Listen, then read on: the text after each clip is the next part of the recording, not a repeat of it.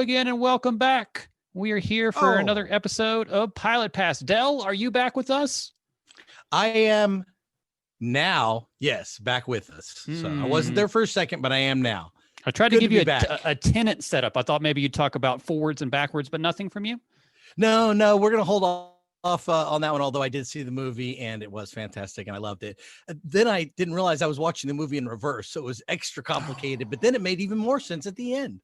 Look at that. Here's what we're doing today. We're not traveling in reverse, but we are traveling to a little place called Bill and Ted's Excellent Adventureland. Oh, back in time, baby. That's Back to the Future. So let's keep that song out. No, of this. That's Back to the Future. This is Back to the Past. You got me there. You got me. Bill and Ted's Excellent Adventure. Did you know they had a TV show? We are not talking about the movie. And I knew they had 2 TV shows. Not one, but 2, because nobody could think of ideas even back then. I don't understand a lot of things, and we're going to get answers maybe to a lot of things today. That's what I'm hoping. I come to you to answer my questions that baffle and befuddle me. Will you be my Zen master? Absolutely. I will lead you hand like the Jesus of the Bill and Ted world through the world of Bill and Ted. Yes. Excellent. You could have said George Carlin. You didn't have to say Jesus, but okay. Though George Carlin can play Jesus. Or Rick Overton, There you go. It's all up for grabs today on Bill and Ted. Like we said, there was 2 versions. We had a real life live action version and an animated version of Bill and Ted. Do you want to take us through what those were all about? Yeah, because this one's kind of still blows my mind as I watch it. First off, did you have a preference for the animated or the live action? I hated them both. You did? Okay. I loved the live action. I mean, it was not great by any means, but I remember seeing the animated version as a kid and not enjoying it, even though I loved the movies. But I never saw the live action until I'm 39 years old. And then here I am watching this going, well, this is definitely better than the animated show. And the guys kind of look like them and even got the voices down. So I was somewhat enjoying it. But the weird tale is that it in 1990, they issued a Hanna-Barbera version of it. Now, because the movies were so popular, the first movie was so popular, they were actually able to get Keanu Reeves, Alex Winters, George Carlin to come in and redo the voices of Bill, Ted, and Rufus. Now, that ran for one terrible, terrible season. And season 2 was then sold to DIC, the DIC company. And but however, before it was launched on air, they wanted to make sure the second movie, Bogus Journey, was going to do well. And so it wasn't until Bogus Journey did well that they released season 2. However, because the movie was then taking off, they couldn't get Keanu Reeves, Bill, Alex, and George to come back into the voices. So they hired 3 other actors. Evan Richards then became the voice actor for Bill S. Preston Esquire. Christopher Kennedy became the voice for Ted, Theodore Logan, and Rick Overton became the voice of Rufus. And Rick Overton's actually done a couple of other things. He was actually in Willow. He was the writer for the Dennis Miller Live show, and he was in The Secret Adventures of Jules Verne. So I actually kind of recognized him when I saw this. I'm going to do this a lot today, so this has been the first time I do this. Every time I see that guy, I think Billy Ray Cyrus. I don't know why, but I think Billy Ray Cyrus, yes. That's so weird because to me, they don't look anything alike. Oh, you just wait for my next one. You just wait. Okay, interesting. So those 3 are hired to do the voice acting for the second run, which is the DIC version running in 1991. However, of course, that was just totally terrible. The storylines are just absolutely ridiculous. So there's technically almost, I want to say, when we're going to be talking about today, folks at home, there are 3 pilots. So there was the original Hanna-Barbera pilot. There was the DIC version, which even though it was technically season 2, had to reissue a new pilot in order to get picked up and then wait until after the second movie. And then there was the live action pilot. So it goes first Bill and Ted season 1, second Bill and Ted season 2, Bill and Ted live action, and Bill and Ted Face the Music. So there you go, people. They crammed the first 5 together and then they waited 30 years before doing the next one, the last and final movie. Or maybe they're now actually talking about doing a series possibly with the daughters. So we'll see where this goes. But again, the interesting part to me is when they did the live action version in 1992, instead of going out and hiring other people, since the Evan Richards and Christopher Kennedy had nailed the voices so well on the animation, they were actually hired to play the live action versions and just had hair and makeup redone to make them, and I think, very similar. I think they did a great job with making them look very much like a low budget version of Bill and Ted. They nailed the look, they nailed their outfits, and they nailed the hairstyles. But it isn't often that a voice actor is then recast to play the live action part of a two very well-known actors. So there you go, folks. We're going to be talking about all three of those pilots today. And if you didn't catch these as a kid, don't worry, you're not missing much of anything. We always like to let you know the standard of the TV shows that we are watching and the standard of Bill and Ted, the live action. It is available on YouTube for anybody to watch. So it is not worth a whole lot to any of the networks. So that's going to be a precedent that you should see early on. I will say about me, I do own all of the animated episodes and all of the live action episodes. So take what you will from that. And I own all the movies, and I guess I technically own the digital version of Bill and Ted. So Del Pullen, everybody home, owns the entire collection of the Bill and Ted universe, including the first run of the comic series they did back in the day. So I don't know why, because I like the movies fine. They're great, but they're no DuckTales. But somehow I've ended up with everything ever made in that universe. I'm fascinated how this universe from that first movie blossomed into all these things that we're getting now. Can you maybe explain that a little bit, how these two stoner-ish guys travel through space and time to report their history paper? It became a phenomenon and is still a phenomenon? I think because, and Red Letter Media touched on this a little bit, but it's something I definitely agree with. The second movie understood that it's not about two guys that time travel. With this machine, they can travel also anywhere in the universe. So what it becomes is a slacker movie, or it's a series about two slacker best friends. Again, the buddy thing that we all like so much. That can basically go on wild adventures all throughout the universe and time. In that sense, it's very much, even especially with the phone booth, a Doctor Who story. But instead of taking an older man or a younger, hip, cool guy and pairing him with the partner, you have two slacker buddies from LA that don't ever quite rise to the level of understanding their place in the story, you know? And so I think it's a much sillier version, even though Doctor Who is very silly sometimes. I think that's why it's so popular. I mean, Doctor Who's been around for 50 something years now. I mean, well over multiple hundreds and hundreds of episodes. I'm sure they got to be coming up with like near 1,000 now, but because the world allows you to go anytime, any place, you don't ever run out of stories. You're not like, for instance, Quick Draw. Great. We just had that episode drop. But the problem is you can only write about the Western and around that time and around that place, where things like Bill and Ted, Back to the Future, even just allow you to go anywhere you want with any type of story, no matter how fantastic. I mean, if they went to hell and heaven in the second episode. So even, you know, realms out of our reality are open to them, which I don't even think Doctor Who goes, you know, into the afterlife.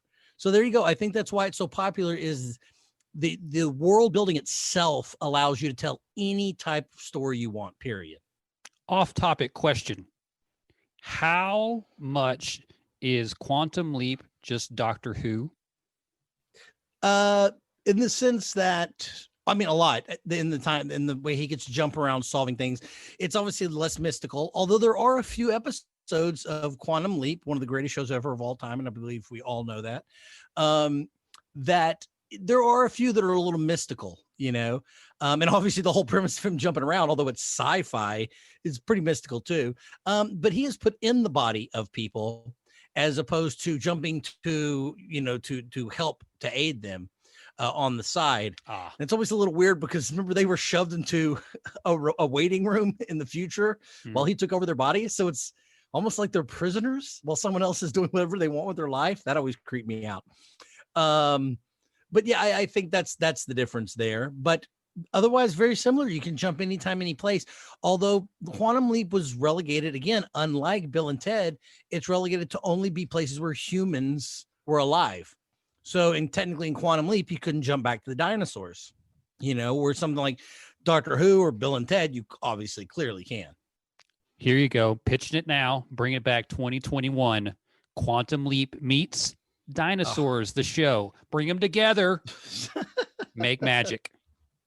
I would absolutely love to have Quantum Leap rebooted. That would be an amazing show. But we're not talking about Quantum Leap today, although we definitely need a Quantum Leap episode. Because I remember the one where he killed Kennedy. My mother like freaked out about that one. So but let's get into the actual plots of the 3 episodes we're talking about. And I'll start with the 1991 is something happens. And even though I watched this 2 days ago, I can't remember what it was already. And I'm trying to see if we can find a synopsis because literally I watched this 2 days ago. It says here they play loud rock and roll, break a Chinese vase to avoid getting in trouble. They use their phone booth to go back in time to ancient China to find a replacement and meet Marco Polo. And I'm not joking. I literally did not remember that. And I watched this 2 days ago. So that's how impressive the 1990 series was. I remember a few of them, but really they were honestly Back to the Future also had one around this time. A cartoon, Saturday morning cartoon. Yeah. And that was just way better. And I remember plenty of those, but so there you go. They go back in time, they get a vase, they meet Marco Polo, and they jump back to the future. So what is the greatest Saturday morning cartoon ever? The greatest, well, you're tempted, and I know like everyone to say the Cowboys of Mesa. But you'd be wrong. Sure. I think it does have to probably be like Transformers, even though that was just, junk to sell toys now.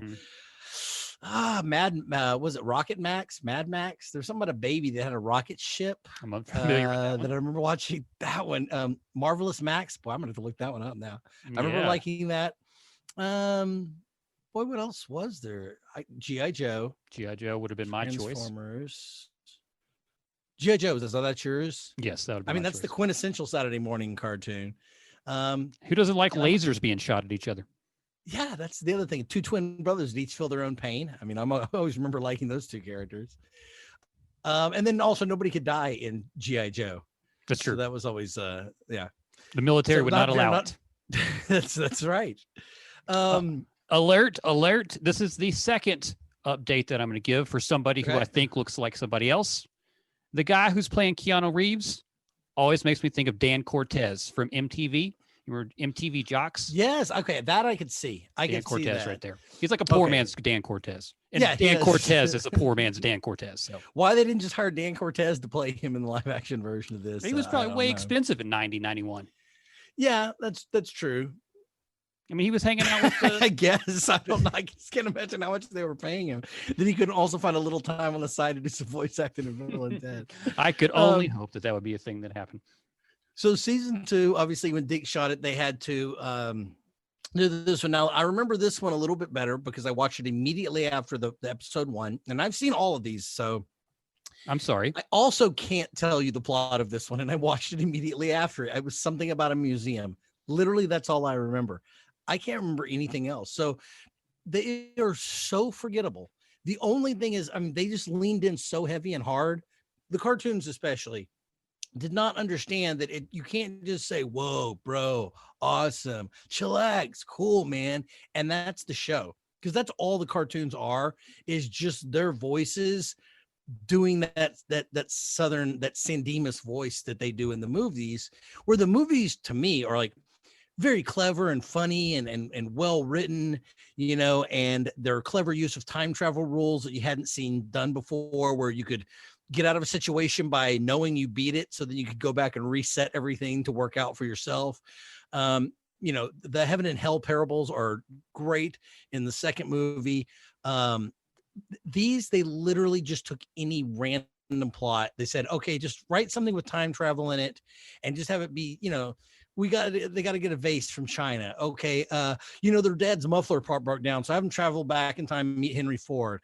Okay. They've got to go on a balloon ride. So they go meet, the first person to ever go on a balloon ride, or Jules Verne or something like that. It's literally, they just picked a topic and just had them go back and interact with the character who invented that or perfected it. And then they jump back. That's literally every single episode over and over and over again. Where the themes of the movie were not that. The themes of the movie were learning about yourself and expanding. I love the ideas in the new movie with the two girls being able I to loved make the those new same movie, yeah. travels and stuff. And yeah, the cartoon did not have any of it. It was just marketing to sell more, whatever they were selling at the Crap, time. yeah, toys. I mean, and that's where, like you said, the movies were about growing and educating yourself.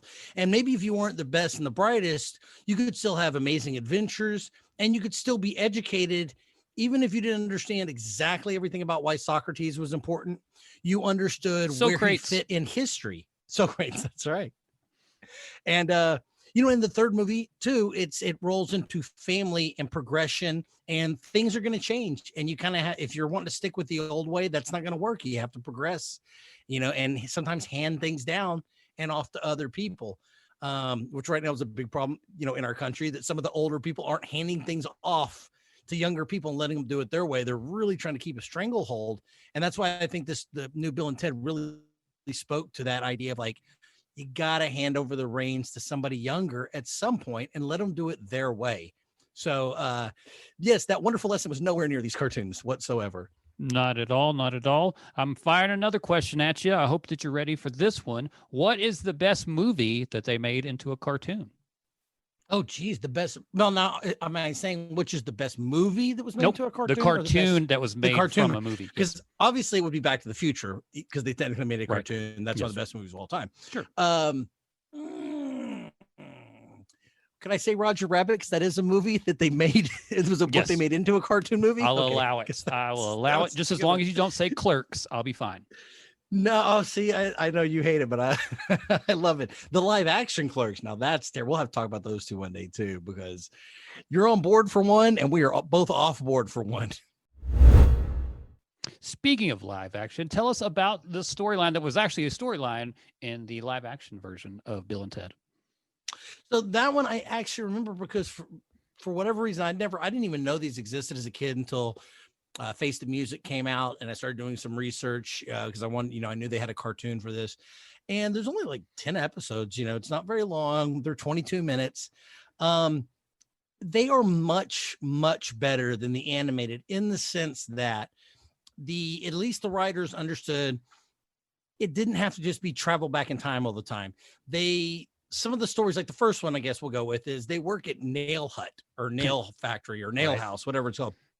Which that was a weird one to me. They're just working at a hardware store, but their boss basically he needs to use the phone. The phone is not working in the shop, so he goes out to use the phone that Rick Overton, the new Rufus, has brought, and he ends up dialing a phone number that takes him back to the Knights of the Round Table time, the medieval period, and people.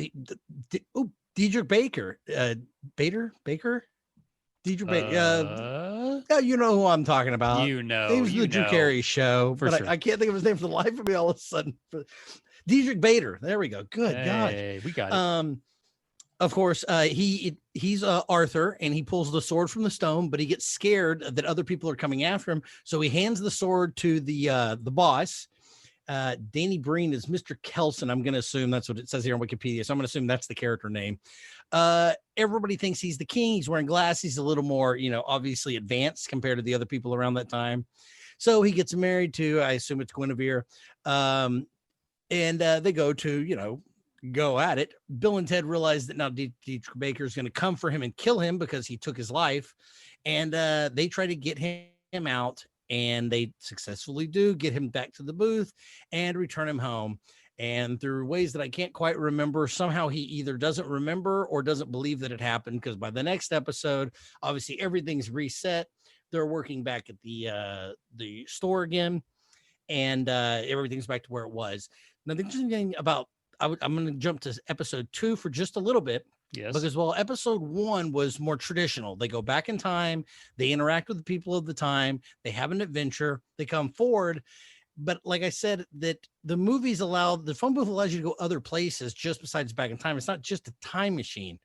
So the second episode starts with their stepmother is upset because one of the sitcoms she watches, the soap opera, one of the characters wants to cross-dress, is going to have a transition surgery.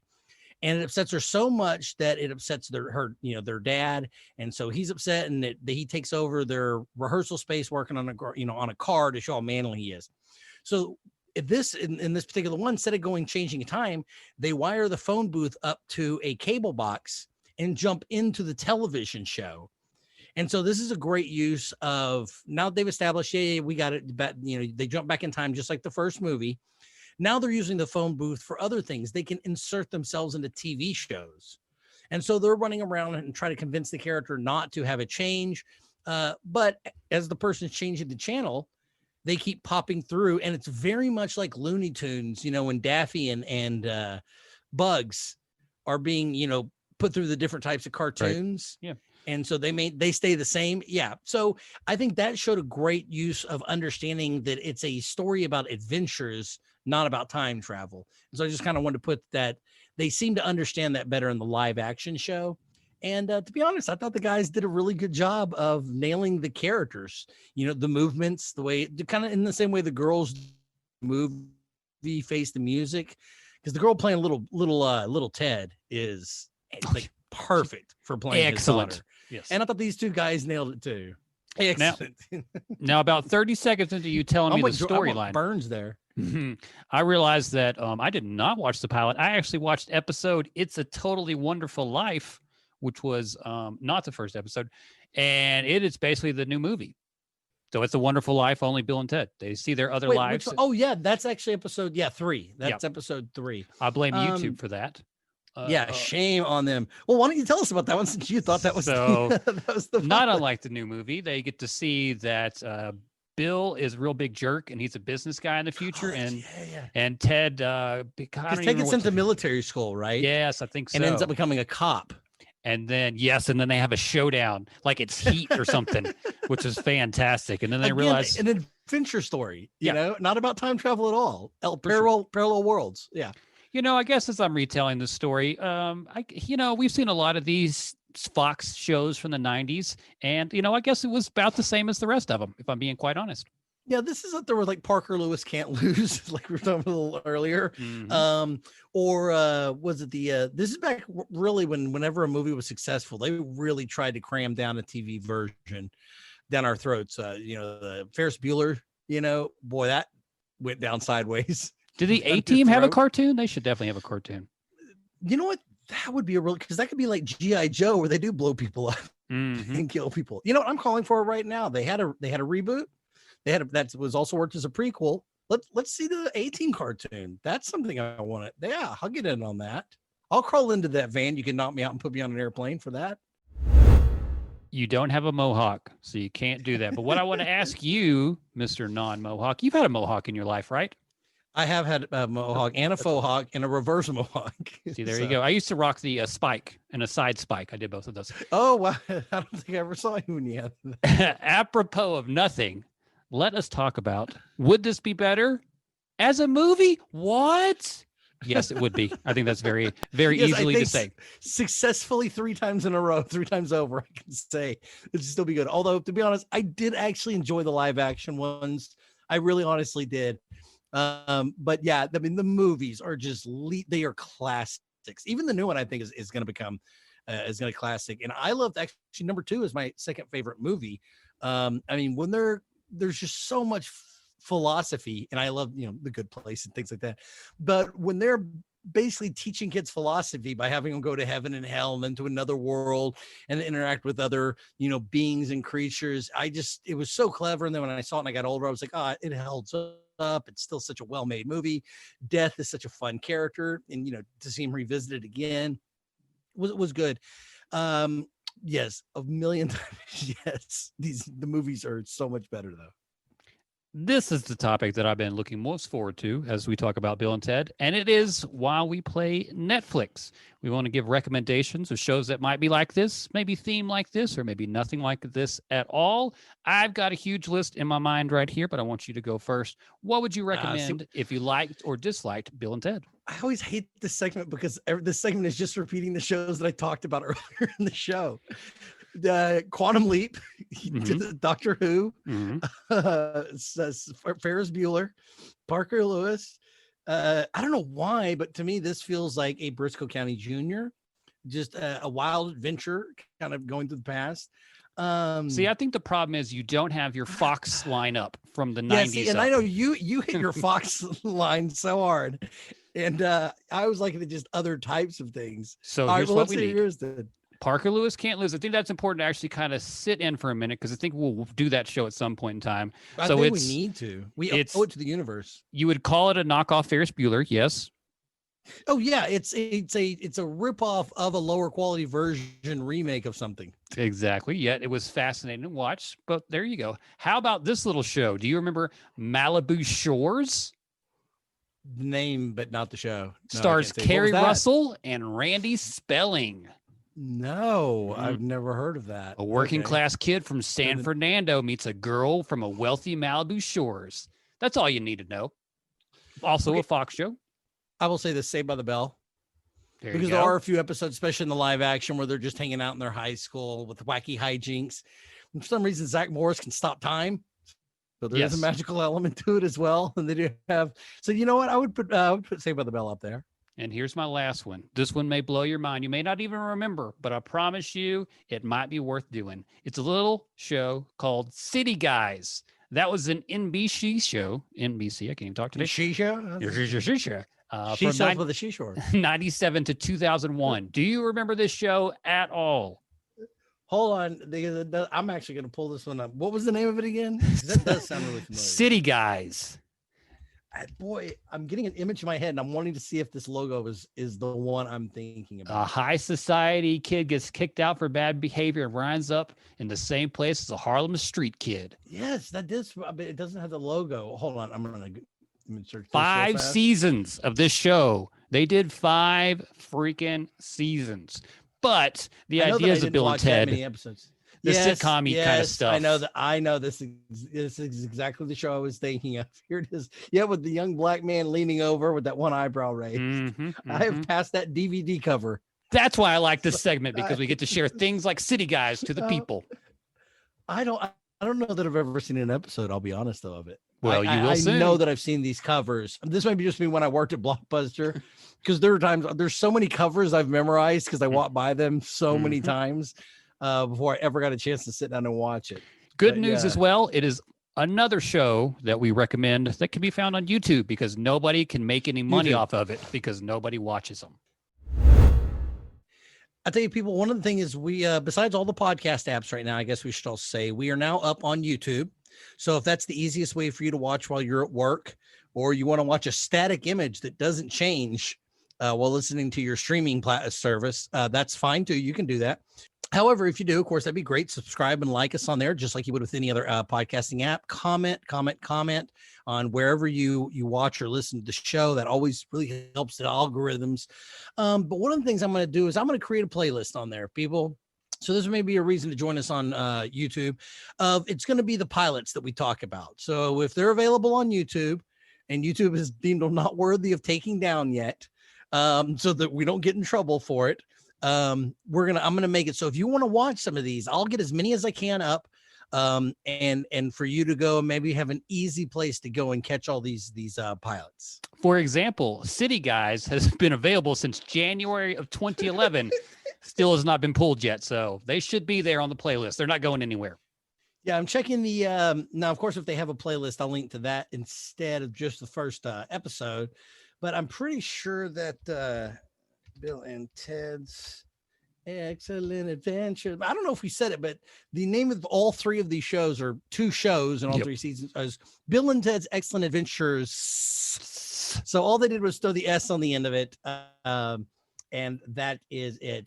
Yes, the live action series is available. It looks like every single episode. As a matter of fact, there's just like that 80s show. 3 hours long. It's 3 hours long. They just shoved them all together. So one person went and put all the episodes together. I'll have you know that this is the copy that I was able to get my hands on a long while back. And I put it into editing software and chopped it up because, damn it, I wanted my episodes separated so that I could watch them. And it took me, a good hour or two to edit all these down into the independent episodes. So that's how I have them. And you know what? If you don't like that company that produced this, come after me. I'll happily give them back to you. I just can't believe that you're wanting to spend money on this if you want to send me a cease and desist. But there you go. Right. It is the entire thing. let's tin it back just a little bit. We're just rewinding a little bit and the ask you the cartoons question. are online too. Of course So they there are. you go. Of course they are. I'm asking you this question. Do you recommend Bill and Ted, the live action animated versions of the show that was a movie? I would say I would not recommend the animated ones. I can't. There was nothing interesting about them. I watched them as a kid. I couldn't remember. I still can't remember a single episode standing out at all from when I was a kid. I couldn't remember anything from the 2 pilots I watched 2 days ago. But the live action I honestly enjoyed. I did. They find a couple of different ways, like going into the cable box, going back in time. There's a few where they jump to different realities. So that one is different enough that they meet Elvis in one. They jump back, and this is probably my favorite one. There's an Elvis competition. They hope to win money so they can go record an album. So they enter themselves, but don't dress like Elvis at all. But they spend weeks listening to his greatest hits, so they know a lot about Elvis. So then they jump back in time, go grab Elvis, bring him forward. And I don't think he wins the competition because he doesn't believe in himself. So they take him back in time and show him that, like, hey, let's take this tape of your greatest hits and play it in a bar, a soda pop shop or whatever. And all the girls go crazy for it. And that's where he gets his confidence from. And he gets offered to come in and record a single, and then his career takes off from there. So they help Elvis. And there's I don't know, they're fun. I like it. That's Hunka Hunka Bill and Ted is that episode name. And there's only 7 episodes. So there you go. You'll tear through them in a few minutes. My answer is, meh. This has been another episode of Pilot Pass. As Dell said, you can find us on all the websites, the YouTubes and whatnot, Spotify, Stitcher, and the like, if you want to listen to us. Again, talk to us if you like online. We answer sometimes if we like your question. If we don't like you, I don't know what to tell you. We don't owe you anything, people. You get this for free. You owe us. Well, you probably owe some people by now. Page. I owe plenty of people money. It's credit companies that I'm so worried about. So please donate to our Patreon page. So Dell can pay off his debts. In exchange for the Patreon, so I can pay off my debts and some of the most unsavory figures from New Orleans that you'd ever meet. But Matt, why don't you tell them some of the things they get from our Patreon page if you want to help us out and donate? If you go over to our Patreon page, we offer the wonderful, the magical, the excellent experience of watching Dell and I talk in video form, as well as the audio. That is something that we're offering over there. We record all these episodes, video and audio, so you get to see us. But not only that, included is our interview with John Lair. There will be video of that for our Patreons over there. So that is a very special treat for going over there. And doing that, we also offer the ability to suggest shows for us. If there's something that you're interested in, want us to talk about, want to make us very mad about, want us to... So if you hate us and you hate this show and you want to punish us, send us some money, give us a show we'll hate, and we'll suffer. I promise, if you give money to watch Moesha, it will be the best episode of the show that has ever happened. That is a guarantee from me. I might send that money back. All right, and to end the show, yes. I'd like to end this on a little song for everybody. Here we go. Reminiscent of the I believe it's the live action cartoon, but this may be I will say this. I like the theme song from the live action version, and I hate the one from the animated show, and yet I don't know which one this one is. But here we go. We're gonna end the show, folks. Ladies and gentlemen, Matt and Dell's excellent podcast. It's on air, that's for sure.